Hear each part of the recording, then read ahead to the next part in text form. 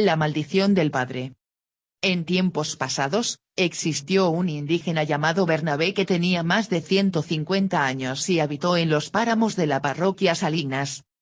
Bernabé era padre de muy poca familia, ya que solo tenía 2 hijos, un varón y una mujer. Si a este número agregamos a la mujer, eran 4 con él.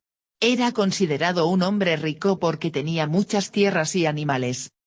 Él y su mujer a la edad de 80 años, aún seguían labrando la tierra y cuidando sus animales, en los extensos potreros y pajonales, sin mayor preocupación puesto que por aquellos tiempos no se conocía a esos indeseables elementos, que como hoy en día les gusta vivir de lo ajeno y sin trabajar jamás. No se ha podido saber si debido a la edad avanzada, cierto día, amaneció con un dolor de todo su cuerpo al punto de no poder levantarse para nada de la cama, quedando por consiguiente todos los quehaceres a cargo de su mujer y sus hijos.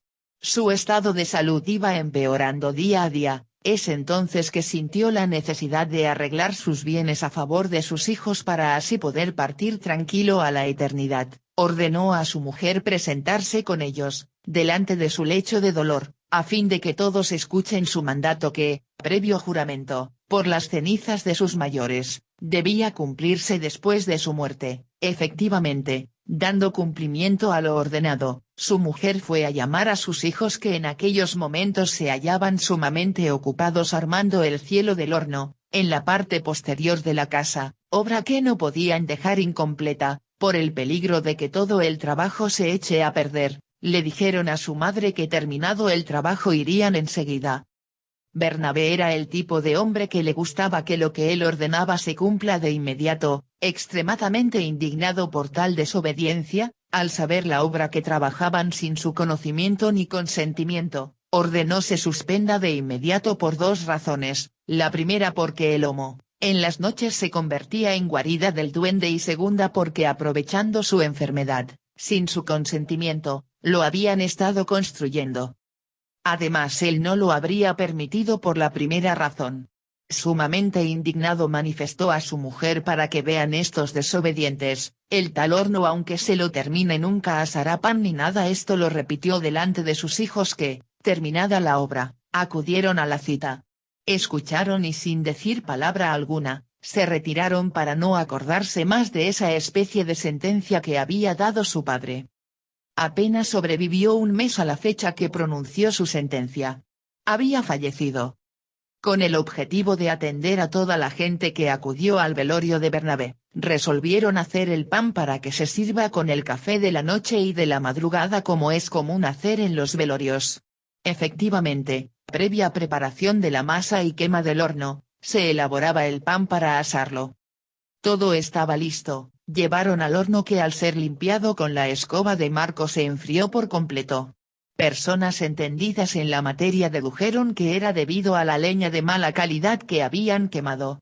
Volvieron a quemar mayor cantidad de leña, pero sucedió lo mismo. Tras limpiar el horno, este se hallaba frío.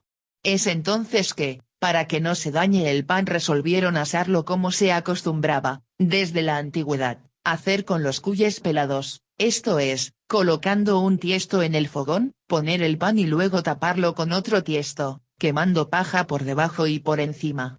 De esta forma se pudo salvar el pan que se había preparado para tanta gente, pero al servirse con café pasado, podía sentirse el agrio que produjo el haberse pasado el leudo. Pasados algunos días, tanto la viuda como los hijos creyeron que el tema del horno podía atribuirse a que olvidaron poner debajo de los ladrillos carbón molido y sal, como era de costumbre entre los mayores. Lo revisaron pero nada de esto había faltado, e intentaron prender el horno, pero esta vez la leña que se quemó no era de la misma calidad que la anterior, era nada menos de un árbol de la quebrada. Árbol que se le conocía como propiedad del diablo puesto que en sus ramas acostumbraba dormir un gallinazo, pero nuevamente fracasaron, esta vez no porque se enfrió sino que, al contrario, se prendió de manera tal que convirtió al pan en trozos de carbón y fue entonces que se acordaron de la sentencia de muerte. La pronunció Bernabé pues, para que vean estos desobedientes, el tal horno, aunque se lo termine nunca asará pan ni nada. El hijo decidió tumbarlo ya que no servía para nada, Pero cuando iba a pegarle el primer golpe se le presentó el duende bailando en su interior.